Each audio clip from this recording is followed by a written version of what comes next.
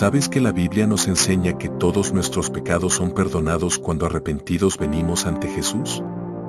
Pero hay un pecado que Jesús dijo que no recibiría perdón ni en este siglo ni en el venidero. Es conocido como la blasfemia contra el Espíritu Santo o el pecado imperdonable. ¿Pero qué significa? ¿Cómo puede una persona caer en él? Y sobre todo, ¿cómo puedo estar seguro de no haber cometido semejante pecado? Hoy responderemos a esta pregunta aquí. Bien, entrando ya en el tema, el Evangelio de Mateo relata el gran acontecimiento cuando Jesús estaba sanando y libertando a un joven que estaba endemoniado, ciego y mudo. Una vez el milagro fue hecho, muchos asombraron y glorificaron a Dios, pero sucede que algunos de los fariseos que estaban presentes en dicho evento comenzaron a decir en voz baja que Jesús había echado fuera el demonio del muchacho por el poder de Belcebú, príncipe de los demonios. O sea, que él había echado fuera el demonio por el poder de Satanás. Y dice en el pasaje que Jesús les respondió dando la tremenda advertencia de que todo pecado sería perdonado, pero que la blasfemia contra el Espíritu Santo nunca sería perdonada. Esta terrible advertencia ha hecho que miles o millones de personas que se encuentran con el pasaje sean confrontados y se pregunten acerca de qué será ese pecado imperdonable. Muchos dan una interpretación de este pasaje que, al menos a mí, no me satisface porque creo que esa posición, aunque tiene parte de la verdad, ignora por completo todo el contexto y las palabras de Jesús. Permíteme decirles de qué se trata esa primera posición teológica para luego exponerle la segunda posición que creo que es la correcta. Algunos explican que la blasfemia contra el Espíritu Santo es sencillamente resistirse a la obra del Espíritu Santo, o sea, resistir el llamado de arrepentimiento en sus corazones y no aceptar a Jesús. Según este punto de vista, los fariseos que estaban murmurando frente al milagro hecho por el Señor se estaban resistiendo a reconocer a Jesús como Salvador, aun viendo los milagros y señales, y por esto estaban blasfemando contra el Espíritu. Esta posición tiene algo de verdad en su base, pero creo que no es la respuesta directa a qué es el pecado imperdonable.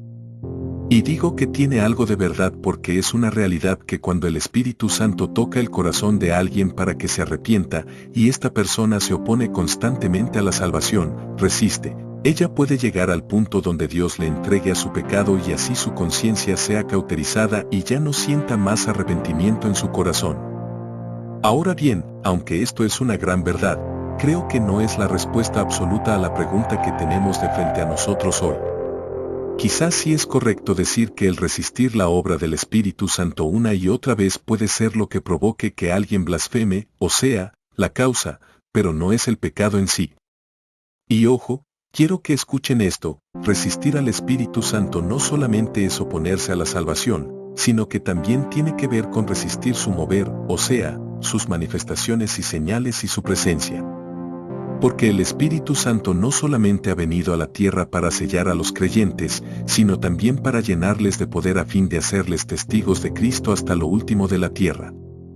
Como vemos, por ejemplo, en Hechos, un libro lleno de mensajes cristocéntricos y evangelísticos, pero también acompañados por señales hechas por cristianos bajo el poder del Espíritu Santo.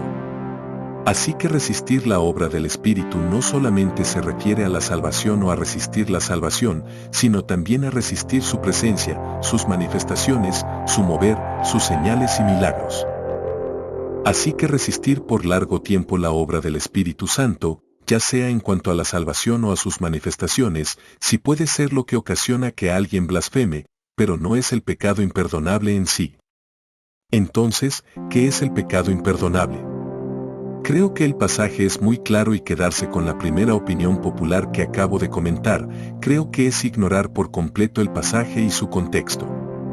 Primero, permítame decirle que el pecado imperdonable no es tener pensamientos malos contra Dios o quejarse contra Él por eventos que han acontecido.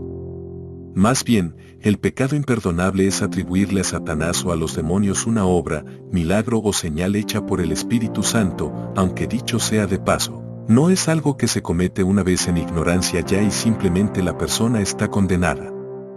No, sino que aparentemente tiene que ver con algo premeditado y con conocimiento de las Escrituras y algo continuo. Permítame ir con ustedes al texto y ver por qué digo esto, y le pido por favor que se quede hasta el final del video y que primero escuche los argumentos para luego entonces comentar. Bien, en primer lugar es importante que veamos el contexto para poder entender por qué Jesús dijo aquello de la blasfemia. En esta historia que vimos al principio, obviamente Jesús había echado fuera el demonio del hombre por el poder del Espíritu Santo como Cristo mismo testificó en el versículo 28. Es a través de esa unción del Espíritu que Cristo obró todos sus milagros, su poder y ministerio, al igual que su iglesia hoy en día lo hace. Pero los fariseos allí presentes se atrevieron a decir que el milagro había sido hecho bajo el poder de Satanás porque según ellos Jesús estaba endemoniado. Ante esa declaración de ellos, Jesús toma la palabra y comienza a hacer una defensa acerca de la procedencia del poder con el cual él echó fuera el demonio. Fíjense en el pasaje que todo el contexto trata de una batalla verbal por identificar bajo qué poder Jesús había obrado, si bajo el poder del Espíritu o bajo el poder de los demonios. Por esto Jesús les dice, ¿y si yo echo fuera los demonios por Beelzebú, por quién los echan vuestros hijos? Por tanto ellos serán vuestros jueces. Pero si yo, oiga esto, si yo por el Espíritu de Dios echo fuera los demonios, ciertamente ha llegado a vosotros el reino de Dios. Por favor, notad conmigo lo que acaba de acontecer. Los fariseos dijeron que el milagro fue hecho por los demonios, pero Jesús les dice que eso es imposible porque su milagro fue hecho bajo el poder del Espíritu Santo. Y notad esto, inmediatamente Jesús advierte, por tanto digo que todo pecado y blasfemia será perdonado a los hombres, mas la blasfemia contra el Espíritu no les será perdonada. La blasfemia contra el Espíritu no será perdonada. Cualquiera que dijera una palabra contra el Hijo del Hombre le será perdonado, pero el que hable contra el Espíritu Santo no le será perdonado, ni en este siglo, ni en el venidero. Es verdad que los fariseos estaban oponiendo y resistiendo al Evangelio de Cristo, pero notad que el contexto no se trataba de eso, sino de una declaración que ellos habían dicho, poniendo en duda el origen de su milagro. Y no también como toda la defensa que Jesús hace es para decirles que la procedencia de su milagro era de Dios. O sea, era una cuestión de identificar a través de qué poder Jesús había echado fuera el demonio. Otra razón por la cual decimos que la blasfemia contra el Espíritu Santo es atribuirle su obra a Satanás es porque Jesús habló de la blasfemia como palabras que alguien dice. O sea, que la blasfemia contra el Espíritu es algo premeditado, pero también verbal, algo que la persona dice con su boca. En el caso del pasaje que estamos viendo, Jesús hace muchísimo énfasis en las palabras que ellos habían dicho. O sea, que el pecado imperdonable era algo que ellos habían pronunciado con sus labios. Por eso en el versículo 32 Jesús dice a cualquiera que dijere, oiga esto, dijere alguna palabra contra el Hijo del Hombre, le será perdonado, pero el que hable contra el Espíritu Santo no le será perdonado, ni en este siglo, ni en el venidero. Notad cómo dice que cualquiera que hablara contra Jesús su blasfemia le sería perdonada, pero el que hablara en contra del Espíritu Santo no le sería perdonado. También en el versículo 36, terminando el pasaje, más en el mismo contexto, Jesús concluye así, mas yo os digo que de toda palabra ociosa que hablen, los hombres de ella darán cuenta en el día del juicio, porque por tus palabras será justificado y por tus palabras será condenado. Nota una vez más como el pasaje es completico, desde principio a fin se trata de palabras que los fariseos habían dicho, atribuyéndole el milagro al poder de los demonios. Y como último dato bíblico, me gusta mucho cómo Marcos relata esta historia, porque creo que le pone el broche de oro. Hasta ahora solamente vimos la narración de Mateo, pero en Marcos 3 versículo 28 el Señor Jesús dice, de cierto os digo que todos los pecados serán perdonados a los hijos de los hombres y las blasfemias cualesquiera que sean, pero cualquiera que blasfeme contra el Espíritu Santo no tiene jamás perdón, sino que es reo de juicio eterno. Y automáticamente dice en el siguiente versículo, porque ellos habían dicho, tiene espíritu inmundo.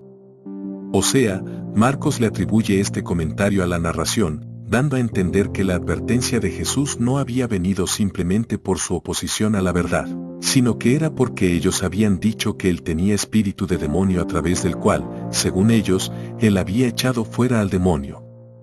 Estimado hermano, eso está más claro que el agua.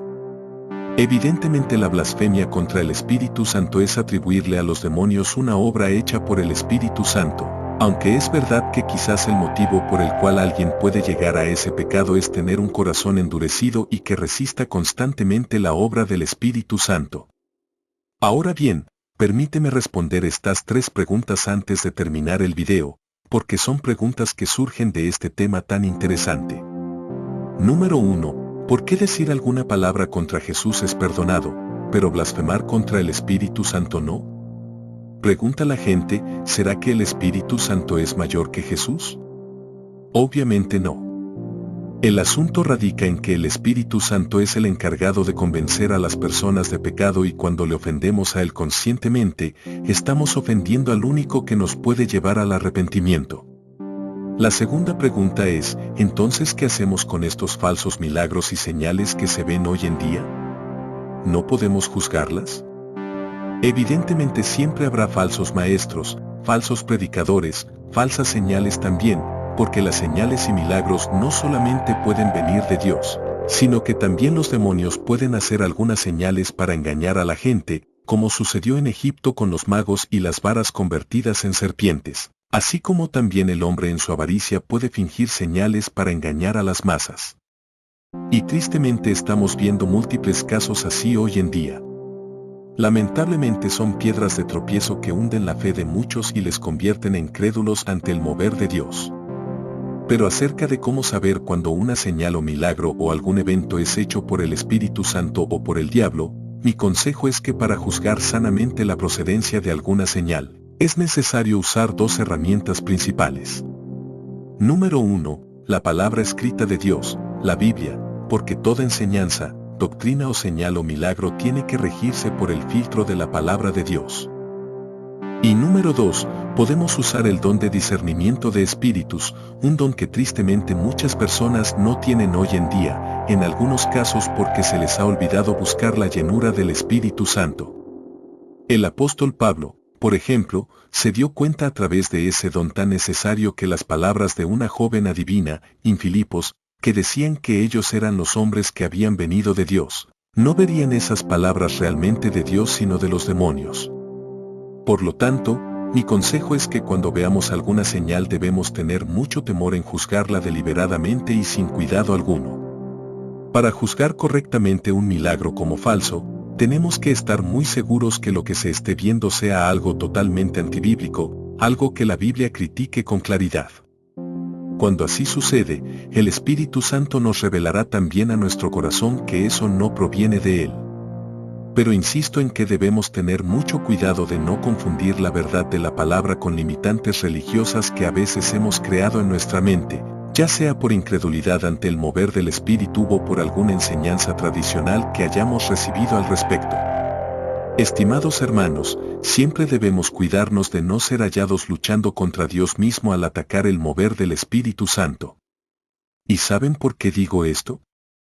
Porque sé de predicadores apáticos al mover de Dios que han contristado el Espíritu Santo porque se han atrevido a llamar endemoniadas a las personas que hablan en lenguas, por ejemplo, o dicen lo mismo que los fariseos, que tal persona echó fuera a los demonios por el poder de Satanás.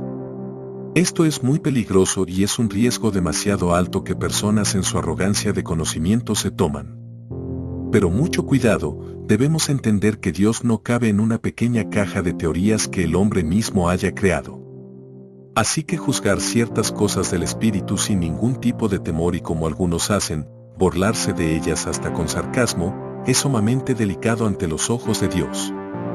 Por esto mi consejo es que, para los que hacen estas cosas, mi consejo es que hablen con mucho temor sobre estas cosas, o mejor aún, que callen sobre aquellas experiencias que aún no han tenido porque pudieran ofender al Espíritu Santo. Estimados hermanos, no seamos nunca como los fariseos que tenían mucho conocimiento, pero que se habían cerrado a lo que Dios quería hacer. Ni seamos como los odres viejos en los cuales no se le puede echar vino celestial porque se desparrama. Seamos bíblicos, sí, seamos celosos de la verdad también, pero seamos también abiertos al mover del Espíritu Santo y tengamos más temor al juzgar ciertas cosas que provengan de Dios. Y la tercera y última pregunta que quizás algunos de ustedes ya se hayan hecho en el transcurso de este video es: ¿sería posible que yo haya blasfemado alguna vez? ¿Habré cometido el pecado imperdonable? Permíteme decirles de todo que, a pesar de que la blasfemia contra el Espíritu es atribuible, Satanás es una obra hecha por Dios. Como ya hemos explicado, no creo que sea algo que alguien haya dicho en ignorancia, como a veces los inconversos se burlan del mover de Dios, como en Pentecostés que le dijeron a los apóstoles que estaban borrachos por hablar en lenguas extrañas. No, creo que Dios perdona cuando hablamos desde nuestra ignorancia y también cuando por error hemos juzgado mal en nuestra ignorancia, insisto. Más bien el pecado imperdonable se trata de alguien que, con conocimiento bíblico, así como lo tenían los fariseos, y premeditadamente desarrolla una ambición por atribuirle los milagros o señales del Espíritu a los demonios en su rebeldía a la obra y el mover de Dios. Esa persona puede en cualquier momento terminar en ese pecado imperdonable porque habla afemado contra el Espíritu Santo. ¿Sabe usted cómo saber con seguridad de que usted no habla afemado, no ha cometido el pecado imperdonable? Muy sencillo, solamente el hecho de que usted se preocupe por haber cometido ese pecado, ya me dice a mí que su corazón no está endurecido. Si usted siente arrepentimiento, por ejemplo, en su corazón por el pecado realizado y siente esa pasión por reconciliarse con Dios, buenas noticias. Usted no está sin perdón porque el que está poniendo ese sentir de arrepentimiento en su corazón sabe quién es, el Espíritu Santo. Así que si usted siente ese fuego que le lleva a la verdad y a buscar a Dios, ese es el Espíritu Santo operando en usted.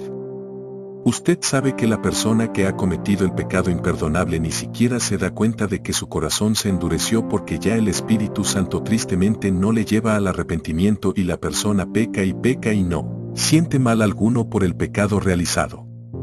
Así que mi consejo final es que tengas paz en el sacrificio de Cristo por usted y por mí y que nos apoyemos en el poder del Espíritu Santo para santificarnos, llenarnos y también llevarnos a toda verdad.